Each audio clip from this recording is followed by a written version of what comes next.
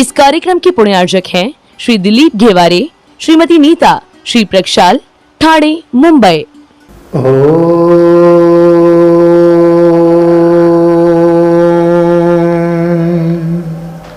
नमः सिद्धेभ्यः।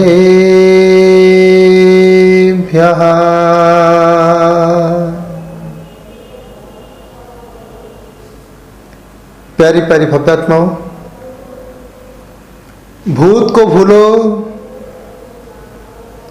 वर्तमान को संभालो, भविष्य अपने आप संभल जाएगा। भूत को याद रखने वाला भूत ही बना रहता है। वर्तमान में जीने वाला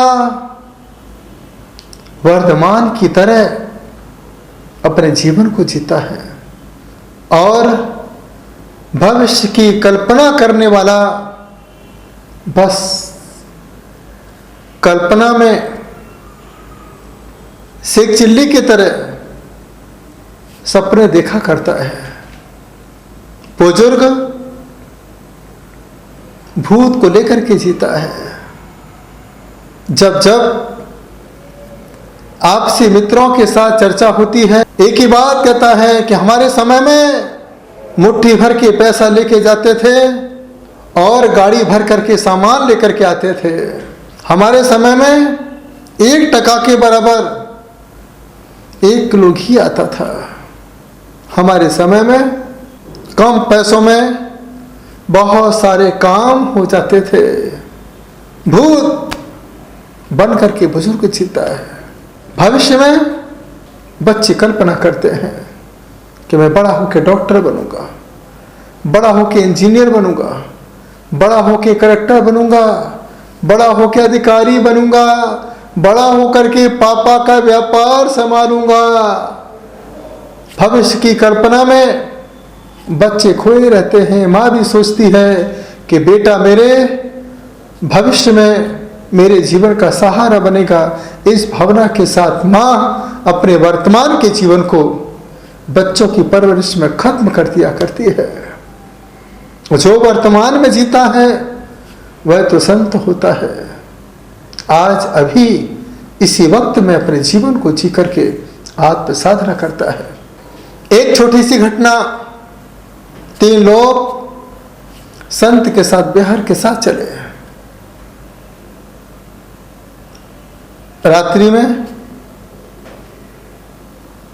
सभी बैठे बैठे विचार कर रहे थे कि संत तो ध्यान सामायिक में बैठ चुके हैं, अब भूख कैसे मिटे। तीनों एक दूसरे का चेहरा देख रहे, लेकिन एक की पत्नी बड़ी समझदार, उसने सोचा कि हमारे पति बीमार रहते हैं, अस्वस्थ रहते हैं, बाजार का भोजन करेंगे, नाश्ता करेंगे तो बीमार हो जाएंगे।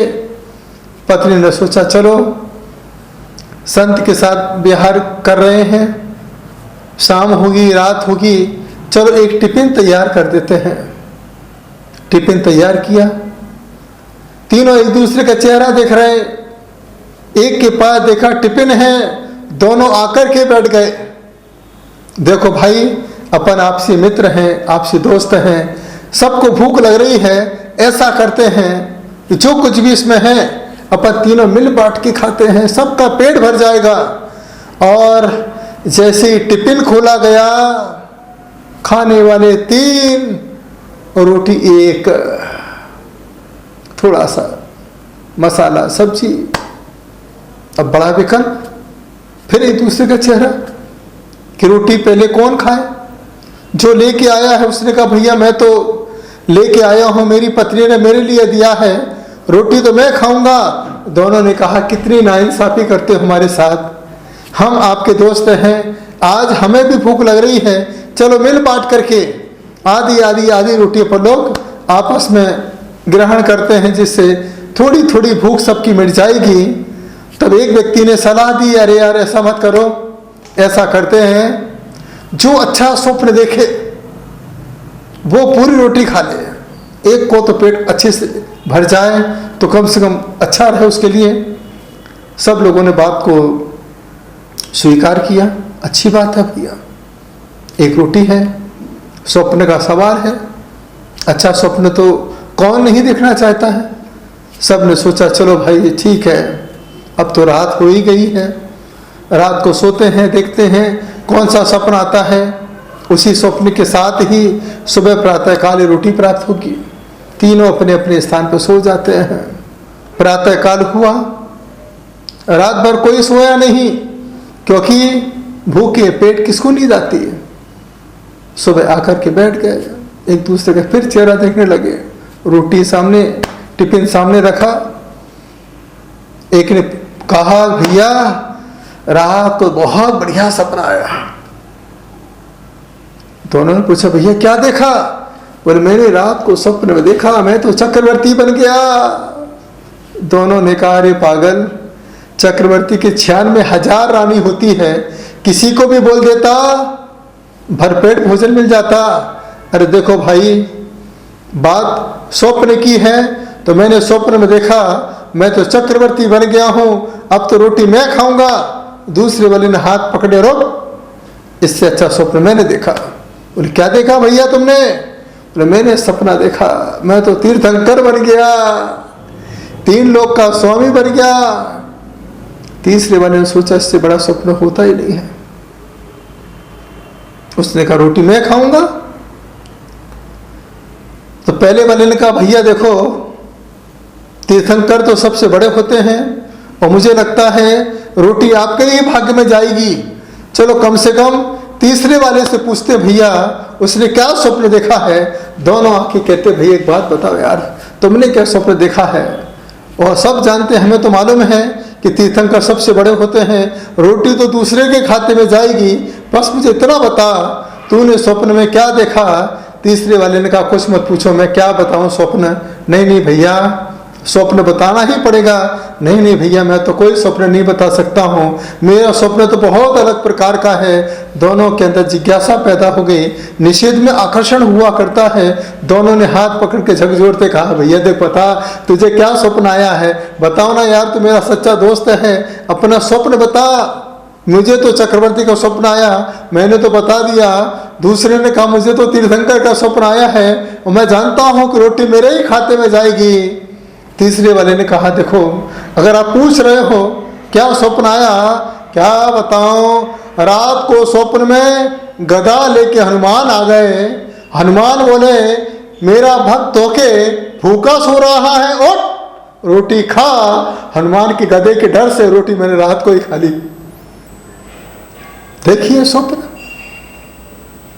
2 भूखे रह गए और तीसरा वर्तमान में जिया, उसका पेट भर गया, रोटी प्राप्त हो गई। हम किस में जी रहे हैं।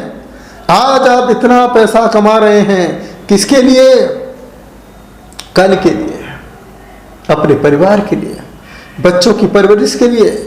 आपके अंदर जब दान देने के भाव होते हैं उसी समय विचार आता है कि चलो इस पैसे से बच्चों को पढ़ा लेते हैं, बच्चा पढ़ लिख जाएगा, फिर हम बहुत सारा बच्चे से दान कराएंगे। आपके हाथ दान से रुक जाते हैं। जब तुम्हारे घर में बड़े बुजुर्गों के अंदर दान देने के भाव पैदा होते हैं तो बच्चे रोक देते हैं, बोले पापा अब दान देके क्या मतलब है, अब तो आपका जीवन ही समाप्त हो रहा है, हम आपके नाम का दान करेंगे पापा, अभी तो मैं चाहता हूं आपका पैसा मैं व्यापार में लगा दूं। पैसा दान का रुक जाता है। याद रखना जीवन में हर चीज, हर कार्य पुरुषार्थ के माध्यम से होता है, लेकिन दान पुरुषार्थ से नहीं पुण्य के प्रभाव से होता है।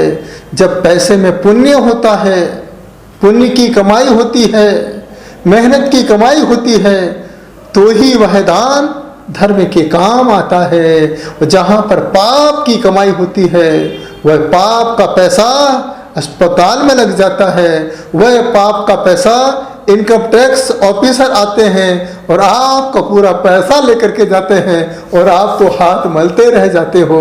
याद रखना पाप की जड़ अस्पताल में होती है और पुण्य की जड़ पाताल में हुआ करती है। आज पैसे की कमी किसके पास है? सबके पास पैसा है। नेताओं के पास पैसा, अभिनेताओं के पास पैसा, क्रिकेटर के पास पैसा, उद्योगपति के पास पैसा, लेकिन वो कभी धार्मिक कार्यों में दान नहीं दे पाते। कभी आपने सुना किसी नेता ने बहुत बड़ा मंदिर बनाया हो? कभी आपने सुना किसी अभिनेता ने बहुत बड़ा मंदिर बनाया हो? कभी आपने सुना किसी खिलाड़ी ने बहुत अच्छा बड़ा मंदिर बनाया हो?